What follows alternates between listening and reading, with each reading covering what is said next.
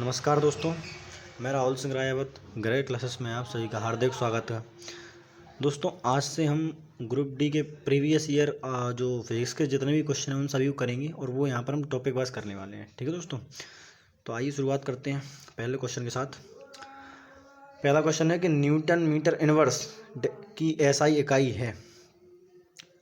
पहला ऑप्शन है शक्ति, बी दाब, सी कार्य या ऑप्शन डी बल। देखिए दोस्तों, इसका जो आंसर है वो है बी दाब। क्या है? दाब। दोस्तों, जो प्रेशर का जो होता है वो प्रेशर बराबर होता है फोर्स अपॉन क्या होता है एरिया। क्या होता है? Force upon area. यानी इसको मैं बोल सकता हूँ न्यूटन मीटर इनवर्स स्क्वायर। क्या बोल सकता हूँ? न्यूटन प्रति वर्ग मीटर। क्या बोल सकता हूँ? न्यूटन प्रति वर्ग मीटर। ठीक है दोस्तों, आइए बढ़ते हैं अगले क्वेश्चन की ओर। अगला क्वेश्चन है कि विस्थापन की एसआई डैश है। तो मैं बात करूँ विस्थापन, आपका ऑप्शन है मीटर, बी किलोमीटर, या सी सेंटीमीटर, या ऑप्शन डी मीटर प्रति सेकंड। देखिए दोस्तों, मैं बात करूँ विस्थापन की, तो विस्थापन क्या होती है? तो विस्थापन होती है दोस्तों किसी भी आरंभिक, जैसे ये कोई बिंदु है और यहाँ पर एक बिंदु वो ये है और एक बिंदु ये है। मैं पहले यहाँ से चलकर यहाँ पर गया, यहाँ से चलते हुए यहाँ गया, और एक रास्ता ये भी हो सकता है कि मैं डायरेक्ट क्या करूँ, डायरेक्ट यहाँ से चल दूँ। क्या करूँ? डायरेक्ट यहाँ से चलते हुए यहाँ पर पहुँच जाऊँ।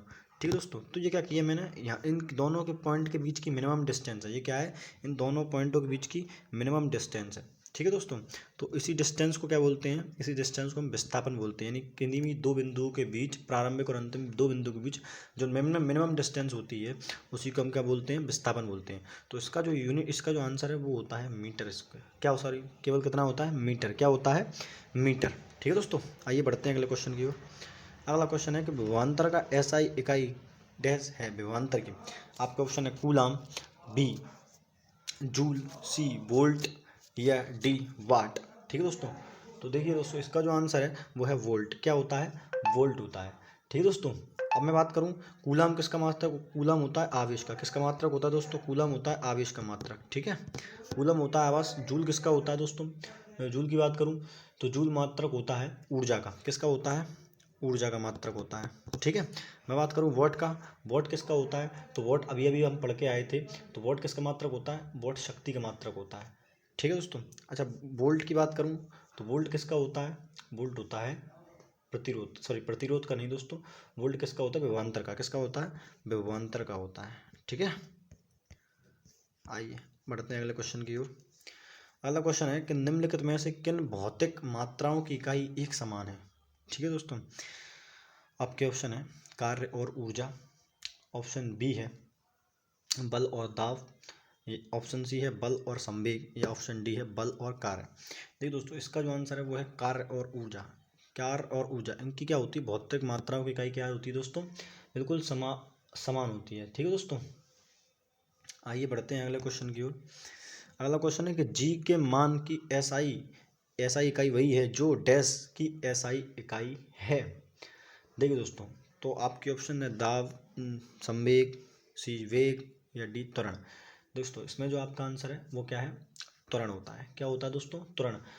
देखिए दोस्तों, गुरुत्वीय त्वरण और त्वरण का जो एसआई यूनिट एक ही मीटर प्रति सेकंड होता है। क्या? प्रति सेकंड स्क्वायर होती है। ठीक है दोस्तों, अब मैं बात करूँ त्वरण का, त्वरण का जो संख्यात्मक मान होता है वो होता है 9.8 मीटर प्रति सेकंड। क्या होता है? 9.8 प्रति सेकंड स्क्वायर। क्या होता है? 9.8 मीटर प्रति सेकंड स्क्वायर। ठीक है, आइए बढ़ते हैं अगले क्वेश्चन की ओर। अगला क्वेश्चन है कि शक्ति का अंतर्राष्ट्रीय एसआई डैश है। देखिए दोस्तों, अभी हम पढ़ चुके हैं। वैसे आपके ऑप्शन है वॉट, बी अर्ग, सी किलोवाट, या डी जूल। तो ऑप्शन ए है आपका बिल्कुल सही आंसर। क्या? वॉट। क्या है? वॉट। ठीक है दोस्तों, जबकि मैं बात करूं कार्य का मात्रक, कार्य का मात्रक होता है जूल। ठीक, बात करूं एक जूल की, एक जूल की जो वैल्यू है वो किसके बराबर होती है? वो 10⁻7 अर्ग के बराबर होती है। किसके बराबर होती है? 10⁻7 अर्ग के बराबर होती है। ठीक है, आइए बढ़ते हैं अगले क्वेश्चन की ओर।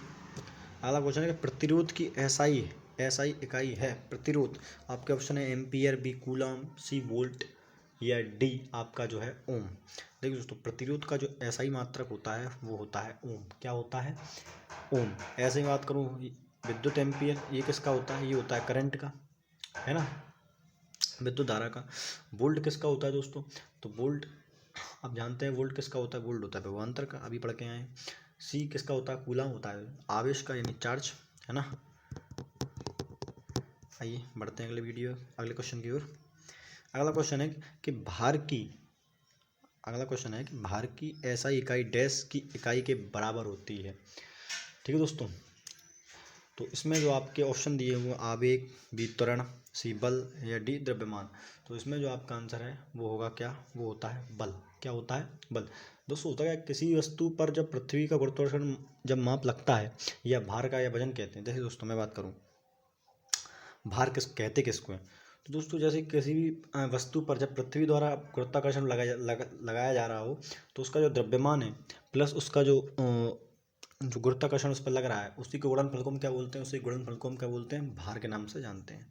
किसके नाम से जानते हैं, भार के नाम से जानते हैं। ठीक है दोस्तों, आइए बढ़ते हैं अगले क्वेश्चन की ओर। लगता है प्रतिरोधकता की इकाई क्या है।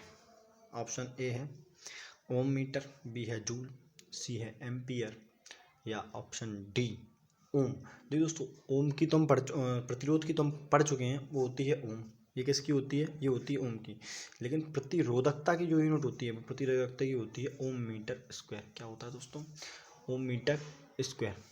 ठीक है दोस्तों, अब देखिए दोस्तों, जो प्रतिरोधकता है वो डिपेंड किस पर करती है, तो आर बराबर phi upon L upon A. ठीक है दोस्तों, किस पर डिपेंड करती है, R equal phi into L upon A. ठीक है दोस्तों, यहाँ पर आर क्या है, आर रेसिस्टेंस होता है, एल क्या है, एल लंबाई होती है, ए क्या होता है, ए एरिया होता है, और पी फाई क्या होता है, एक नियतांक होता है। क्या होता है, एक नियतांक होता है। ठीक है दोस्तों, आगे बढ़ते हैं अगले क्वेश्चन की ओर। अगला क्वेश्चन है कि newton metre square kilogram inverse square की एसआई इकाई है। तो दोस्तों ये किसकी एसआई इकाई है, ये पूछना चाह रहा है, तो बता देंगे। और पहला ऑप्शन है आपका दबाव, बी संवेग, सी गुरुत्वाकर्षण के कारण हुआ त्वरण या डी गुरुत्वाकर्षण के सार्वभौमिक नियतांक।